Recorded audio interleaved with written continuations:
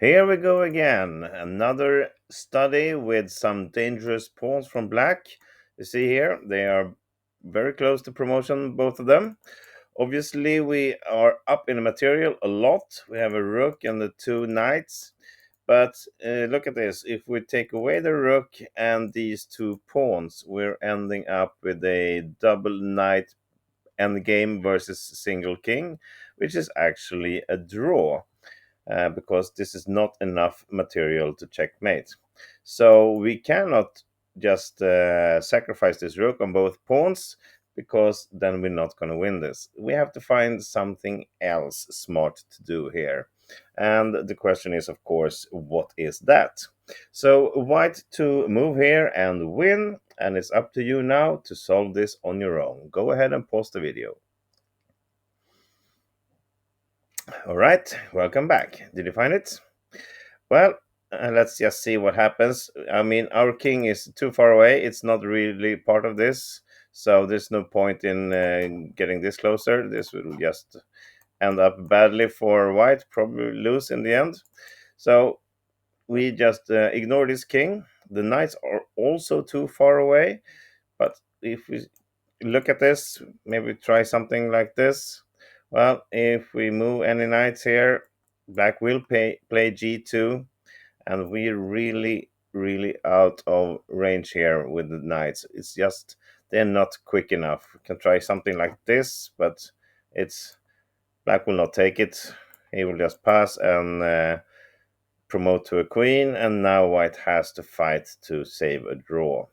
So we have to do something quicker than that. We are not starting with the knights. We have to leave them for now. We do something with our rook. Let's first look at what happens if we check here. This is not correct. We don't want to leave the first rank with the rook. This is pointless. Give this check. We're only helping black to get his king to h3. And he will promote next time, or if we move back, well, then it's obviously wrong to start with a check. Then it will play g2, and we're really in trouble here. So the starting move instead with the rook is to play rook h1. Now at least we are threatening the h2 pawn if it's not secured by black. So if he pushes now g2, we will win this by simply grab here with a check. Even though black will play king g3, attacking our rook, we cannot go down to h1, and he's also threatening to promote. But we will simply just put the rook up here on g8, and as you see, the knight will do a very nice little fork if black promotes to a queen. We check and we'll grab here, and it's an easy win. And if he tries to do some move here with the king first to promote in the next move, well, then it's up for us to move our knights closer. We can give a check on d1 or d3, something like this. Black will perhaps play king f1 to secure the pawn still and threaten this. Easiest here is just to check and just sacrifice a knight. Of course, we have enough material with the rook and the knight here, so nothing there really. So let's go back. We start with rook h1. There's no point for black to play g2 because he will lose that pretty quick. Instead, he will play the more aggressive move king h3. Now he is protecting this pawn. He's still threatening g2. Our rook is really not getting anywhere. So how did this really help our situation? Well, now it's time again for you. If you want to, you can pause the video again and see if you find the right way to play from here. Go ahead. Okay, so we want to get our knights closer. And this is not the way. We'll play g2 and a check here. Well, king comes to g3. We cannot really sacrifice here. King will take, and this knight is just too far away. We will have to move the rook and then just sacrifice and end up in a draw. So we need both knights here.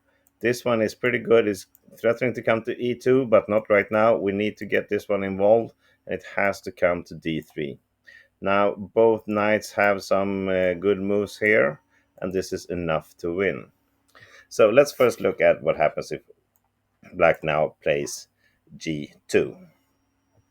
Well, now we give a check. King comes to g3. Still, we cannot sacrifice here, but we got the chance to get another check first. And now these knights are good. They are protecting each other. If the king comes to f2, well, we simply just grab here on h2. And this is pinned, and also the knight is protecting here, so we can sacrifice. So this is not good. And if black comes up and attacking here, well, then we will just grab here. It's pretty easy.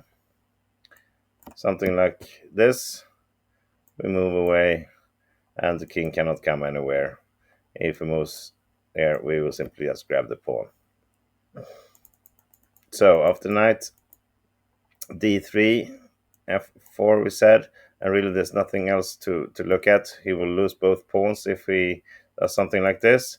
So g2 is pretty bad move for black. Instead, he will try the much better defense of king to g2. Attacking the rook. As you see, we cannot protect it. We will just lose the knight. Is still attacking here, and he got 2 pawns. This will be an easy win for black. So what are we doing? Well, if you want to have a last chance to post a video, go ahead right now. And welcome back. Okay, so if we're moving this rook, then black will promote, and we are really forced to grab here. We can try a check first. King comes to h2, and this is a discovered check at the same time. So now we are really forced to take this queen, and from here there is no victory. 2 knights. The king will be able to escape. We will be forced to sacrifice one of those knights, and it's clear draw. So we cannot protect the rook, and we cannot move it. So what are we doing to win this? Well, we are playing knight to f4. Check. And this is really nice. I will tell you, there's also leading to victory if we play knight to e2. This is a dual solution. It will lead to the same position. It's easier to see. Knight f4 check. Now, if black doesn't take the rook, well, if he starts attacking something like this, then again we put the knights here. They are protecting each other, and if this pawn moves, we will simply grab here on h2. We are still protecting down on g1, so it's pretty easy victory for white. So let's look at what happens if he grabs here. Well, now, as we said, without the rook we cannot win with just 2 knights versus a king. Normally no, but in this case both black pawns are here, and they are not helping black here. They are really in his way if we play the correct move, which is, in this position, I think fairly easy to see. So we're blocking the king's path here. Let's move in the other knight to e2. And that's what I said. We could have played knight e2 first before we went up here on f4. It doesn't matter in which order we do it, because we will end up here anyway. The king cannot move anywhere. This pawn cannot move, so he's forced to play g2. And what happens then? We have a very, very beautiful checkmate in 2 moves. Knight g3 check. King is forced to g1, and we finish off with a beautiful knight h3 checkmate. Look at this. It's so nice.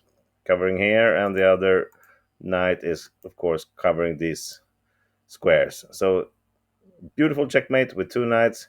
Black has 2 pawns, 1 step away from promotion, but it doesn't matter. We win this anyway. All right, nice little study, I think. I hope you enjoyed it too. See you again tomorrow for something else. Bye bye till then.